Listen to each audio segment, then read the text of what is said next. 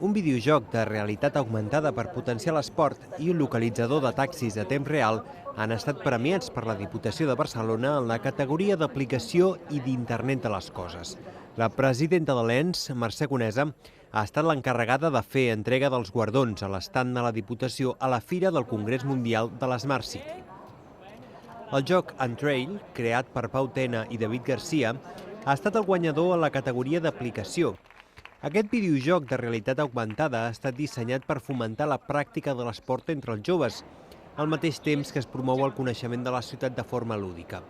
En format competitiu, el jugador pinta virtualment zones del mapa de la seva ciutat mentre corre per elles. Quan s'atura a punts destacats de la localitat, rep bonificacions. El jurat ha valorat l'originalitat i la creativitat de la proposta i el seu component innovador. En aquesta categoria s'ha atorgat la menció honorífica a l'aplicació mòbil Nomenaments, de Jaume Pujador. L'objectiu d'aquesta és oferir informació sobre la borsa de treball del personal docent del Departament d'Ensenyament de la Generalitat. Durant els parlaments, la presidenta de la Diputació, Mercè Conesa, ha destacat l'esforç que fa l'ENS perquè els ajuntaments gaudeixin de la tecnologia que fa més senzill servir als ciutadans. Estem treballant per una estratègia de territori intel·ligent. Aquesta estratègia de territori intel·ligent és una estratègia que es basa precisament en poder dotar als ajuntaments de la demarcació, 311 ajuntaments, d'aquella tecnologia que faciliti la prestació de serveis a la ciutadania.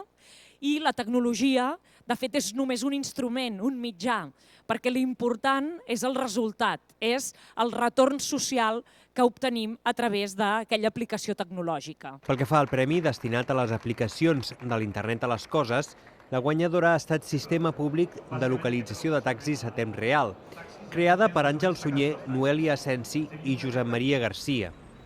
Aquesta té per objectiu la localització de taxis propers, així com la reserva i confirmació per part del taxista. A l'hora de premiar aquesta proposta, s'ha valorat que tot el procés s'efectua a través de la plataforma de sensors Sentilo, feta servir per, entre d'altres, la Diputació.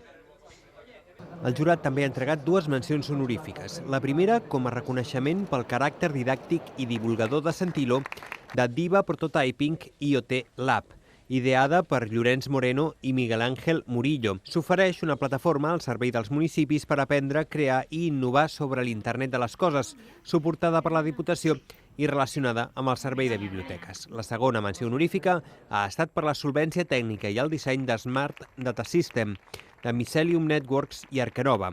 Aquesta plataforma inclou una evolució de Sentilo i crea un producte per al seu monitoratge.